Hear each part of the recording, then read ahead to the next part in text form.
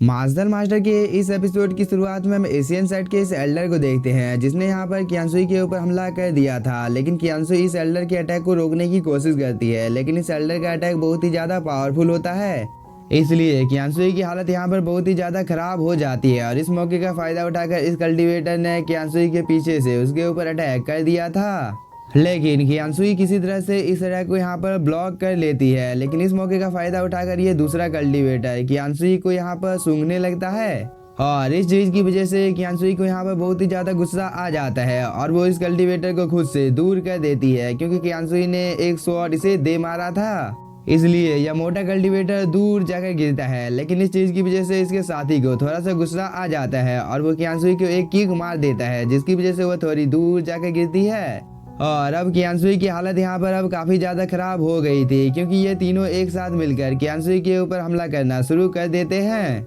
लेकिन कियांसुई किसी तरह से इन लोगों के साथ यहाँ पर फाइट कर रही थी, लेकिन जैसे ही इन लोगों को मौका मिलता है तो ये लोग कियांसुई के साथ गलत हरकत करने लगते हैं क्योंकि ये एल्डर कियांसुई को अपने बाहों में ले लेता है और इस चीज के फुल मुझे यहाँ पर ये एल्डर ले रहा था। लेकिन तभी कियांसुई इस एल्डर की कैद से छूट कर थोड़ी सी दूर चली जाती है। तभी ये कल्टीवेटर कियांसुई को पकड़ लेता है और जब कियांसुई इस कल्टीवेटर की कैद से निकलकर भागने की कोशिश करती है तो ये कल्टीवेटर एक पंच कियांसुई के पेट में मार देता है जिसकी वजह से कियांसुई दूर जाकर गिरती है और कियांसुई की कंडीशन अब काफी ज्यादा खराब हो गई थी क्योंकि अब कियांसुई को खड़े होने में भी काफी ज्यादा प्रॉब्लम हो रहा था। और इस चीज को देखकर ये मोटा कल्टीवेटर अपने साथी के पास आ जाता है और वो इसे यहाँ पर मारने लगता है और वो बोलता है, क्या तुम यहाँ पर ध्यान से काम को नहीं कर सकते हो? तुम देख सकते हो कि इस चीज की वजह से यहाँ पर इस लड़की की हालत कितनी ज्यादा खराब हो गई है और अगर ये लड़की इस जगह पर मर जाती है तो हम लोगों के सपने का क्या होगा। यह बोलने के बाद वो बहुत ही बुरी नीयत के साथ कियांसुई की ओर देखने लगता है जहाँ पर कियांसुई अपनी स्वॉर्ड की मदद से उठकर खड़ी हो जाती है और इस चीज को देखकर एशियन साइड के एल्डर ने यहाँ पर अपनी पावर को दोबारा से एक्टिवेट कर लिया था। इसके बाद वो अपने पाम अटैक से कियांसुई के ऊपर अटैक कर देता है जो कि दिखने से काफी ज्यादा पावरफुल लग रहा है। साथ ही यह अटैक बहुत ही तेजी के साथ कियांसुई की ओर आने लगता है और इस चीज को देखकर कियांसुई को अब यहाँ पर डर लगने लगा था क्योंकि कियांसुई अब इस अटैक का यहाँ पर सामना नहीं कर पाएगी, इसलिए वो यहाँ पर काफी ज्यादा घबरा जाती है। लेकिन तभी हम जियाओ जी को देखते हैं जो कि यहाँ पर कियांसुई की ऐसी कंडीशन को देखकर खुद को रोक नहीं पाती है और वो कियांसुई के सामने आ जाती है। इसके बाद वो बोलती है, कियांसुई तुम्हें इस जगह पर चिंता करने की कोई भी जरूरत नहीं है। यह बोलने के बाद वो सीधे जाकर इस पाम अटैक के साथ टकरा जाती है और इस चीज की वजह से यहाँ पर एक काफी ज्यादा पावरफुल ब्लास्ट होता है जिसकी वजह से जियाओ जी थोड़ी सी इंजर्ड हो जाती है। साथ ही एशियन साइड के एल्डर की भी हालत यहाँ पर काफी ज्यादा खराब हो गई थी, इसलिए वो बोलता है, वो कौन है जिसने मेरे अटैक को इस जगह पर डिस्ट्रॉय करने का दुस्साहस किया है। यह बोलने के बाद वो अपने चारों तरफ उस इंसान को ढूंढने लगता है, लेकिन बहुत ही ज्यादा ढूंढने के बाद उसे यहाँ पर कोई भी नहीं मिलता है। तभी हम जियाओ जी को देखते हैं जो कि उठकर खड़ी हो जाती है और वह कियांसुई के पास चली जाती है और इस चीज को देखकर एशियन साइड के एल्डर की हालत बहुत ही ज्यादा खराब हो जाती है और वो बोलता है, इस कीड़े ने मेरे अटैक को डिस्ट्रॉय किया है। तभी जियाओ जी कियांसुई की बोलती है, तुम्हें अब यहाँ पर चिंता करने की कोई भी जरूरत नहीं है क्योंकि चैंगसाओ बहुत ही जल्द इस जगह पर आने वाला है, इसलिए तब तक बस हम लोगों को इन लोगों को यहाँ पर रोक कर रखना है। इसके बाद इन लोगों का हालत चैंगसाओ क्या करने वाला है इस चीज के बारे में इन लोगों ने कभी अपने सपने में भी नहीं सोचा होगा। लेकिन इस बात को सुनकर तो एशियन साइड का एल्डर यहाँ पर बहुत ही ज्यादा हंसने लगता है और वो बोलता है, तुम जैसी मामूली सी चींटी आखिरकार इस जगह पर मेरा बिगाड़ ही क्या लेगी, क्योंकि मैं तो तुम्हें यहाँ पर अपने पैरों तले कुचल दूंगा। यह बोलने के बाद एशियन साइड का एल्डर अपनी पावर को एक्टिवेट कर लेता है। इसके बाद वो इस अटैक से जियाओ जी के ऊपर हमला कर देता है जिसकी वजह से जियाओ जी दूर जाकर गिरती है और इस चीज को देखकर एशियन साइड के एल्डर को लगता है कि जियाओ जी की मौत हो चुकी है। साथ ही कियांसुई भी यहाँ पर ऐसा ही सोच रही थी, इसलिए वो फाइट करने के लिए बिल्कुल तैयार हो जाती है। लेकिन जब इस जगह से धूल साफ होती है तब हम जियाओ जी को देखते हैं जो कि बिल्कुल ठीक थी, लेकिन जियाओ जी के सर में इस जगह पर बहुत ही ज्यादा दर्द हो रहा था, इसलिए वो इस जगह पर रोने लगती है और इस चीज को देखकर यहाँ पर एशियन साइड के एल्डर को तो अपनी आंखों के ऊपर भरोसा नहीं हो रहा था कि आखिरकार एक नॉर्मल से पैरासाइट ने यहाँ पर इसके अटैक को कैसे झेल लिया है। इसलिए वो अपने साथियों को बोलता है, पहले हम लोगों को यहाँ पर कियांसुई को पकड़ना होगा, इसके बाद में हम लोग इस पैरासाइट को देख लेंगे। इस बात को सुनने के बाद ये दोनों कल्टीवेटर धीरे धीरे करके कियांसुई की ओर आने लगते हैं और इस चीज को देखकर कियांसुई यहाँ पर काफी ज्यादा घबरा जाती है क्योंकि इन दोनों कल्टीवेटर ने अब यहाँ पर अपनी पावर को भी एक्टिवेट कर लिया था। इसके बाद ये दोनों यहाँ पर अपनी एनर्जी को रिलीज करते हैं, जिसकी वजह से काफी संख्या में इस जगह पर फॉर्मेशन अपेयर हो जाते हैं और एशियन साइड का एल्डर इसे क्यांसुई के ऊपर अटैक कर देता है, जिसकी वजह से क्यांसुई को यहाँ पर खड़े होने में प्रॉब्लम हो रही थी, क्योंकि क्यांसुई के ऊपर बहुत ही ज्यादा खतरनाक ग्रेविटी प्रेशर गिर रहा होता है और इसकी वजह से इसे यहाँ पर काफी ज्यादा प्रॉब्लम हो रही थी। साथ ही इन सब चीजों को दूर से जियाओ जी देख रही होती है और वो बोलती है, तुम लोग इस जगह पर क्यांसुई को परेशान करना बंद करो, नहीं तो इस चीज का अंजाम बहुत ही ज्यादा बुरा होगा।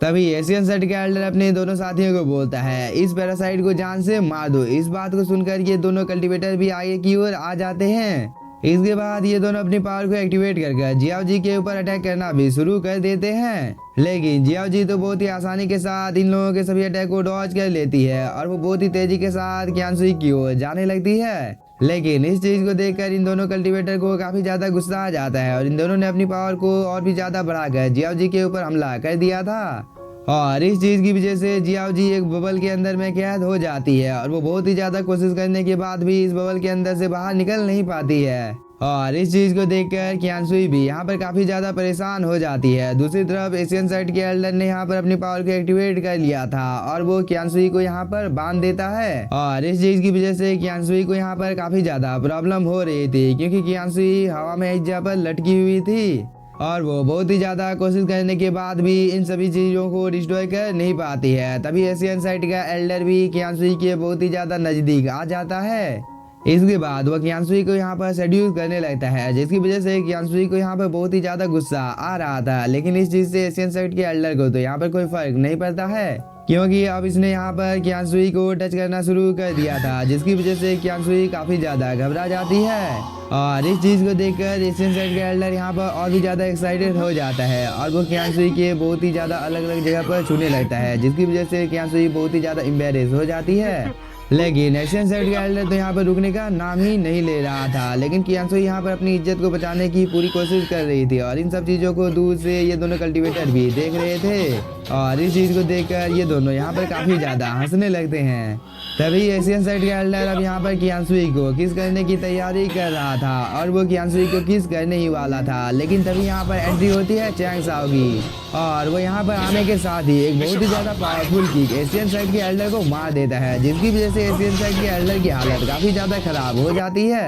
और साथ ही यहाँ पर एशियन साइड के एल्डर को काफी ज्यादा गुस्सा आ रहा था। तभी हम यहाँ पर चैंग साओ के मिस्टीरियस स्वॉर्ड को देखते हैं, जो कि इन दोनों कल्टीवेटर के ऊपर भी अटैक करना शुरू कर देता है, जिसकी वजह से इन दोनों की भी हालत थोड़ी सी खराब हो जाती है, क्योंकि मिस्टीरियस स्वॉर्ड कंटिन्यू इन लोगों के ऊपर अटैक कर रहा था। साथ ही मिस्टीरियस स्वॉर्ड ने यहाँ पर क्यांसुई को भी आजाद कर दिया है और इस चीज को देखकर चैंग साओ यहाँ पर काफी ज्यादा मुस्कुराने लगता है। इसके बाद वो अपने मिस्टीरियस स्वॉर्ड को अपने पास बुलाकर उसे गोल गोल घुमाने लगता है। इसके बाद वो सीधे जाकर क्यांसुई को कैच कर लेता है, क्योंकि क्यांसुई नीचे की ओर गिर रही थी और क्यांसुई अपने आंखों के सामने चैंग साओ को देखकर काफी ज्यादा खुश हो जाती है। साथ ही क्यांसुई चैंग साओ को देखकर काफी ज्यादा इमोशनल भी हो गई थी और इन दोनों के बीच में हम लोगों को काफी ज्यादा रोमांटिक सीन को दिखाया जाता है, क्योंकि एक पल के लिए यहाँ पर ऐसा लग रहा था कि इन दोनों के लिए समय ठहर गया है, लेकिन इस चीज को दूर से एशियन साइड का एल्डर भी देख रहा था और उसे यहाँ पर मन ही मन में काफी ज्यादा गुस्सा आ रहा था। तभी चैंग साओ क्यांसुई को लेकर नीचे की ओर उतर कर आ जाता है। इसके बाद क्यांसुई चैंग साओ के गले से लगकर रोने लगती है, जिसकी वजह से चैंग साओ को यहाँ पर काफी ज्यादा गुस्सा आ जाता है। साथ ही चैंग साओ के बाकी के साथी भी इस जगह पर आ जाते हैं